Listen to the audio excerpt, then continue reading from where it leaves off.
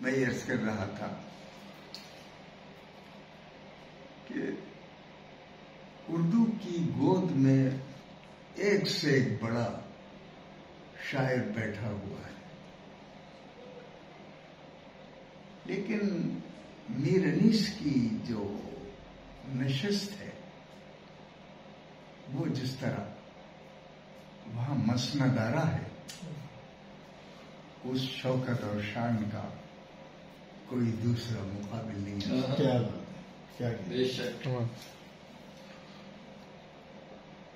انسانی کردار اور اس کے پہچان کی یقین کیجیے گا، سب سے بڑی پہچان یہ ہے، امتیاز یہ ہے کہ وہ اپنی راہ اوروں کی راہوں سے الگ نکالے، اپنا مکان اوروں کے مکان سے الگ، چاہے وہ اونچا نہ ہو جدا، لیکن نمایاں بنائے۔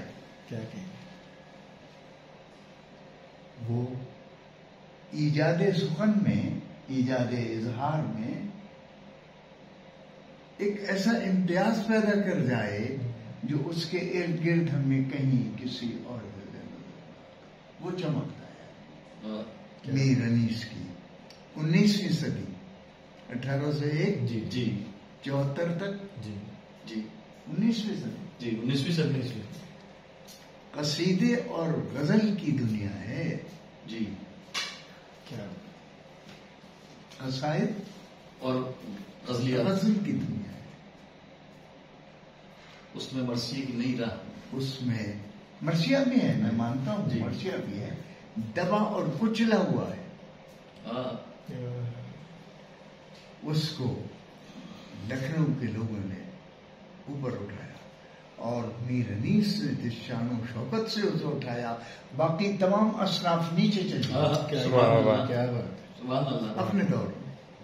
اب تو خیر تعصب کا شکار ہے ادب ہمارا کہ جی پریم چند کو اس لیے نہیں آنے دیں گے کہ وہ ہندو تھا۔ بھائی کیا ہو گیا تمہیں؟ اس نے اردو کی بڑی خدمت کی، اس سے علاوہ امتیاز۔ انسانی تعصب اگر تخلیق کی اور تادیب کی، ادب کی تاریخ میں آڑے آ گیا تو سفر ترقی کرے۔ جی۔ جیسے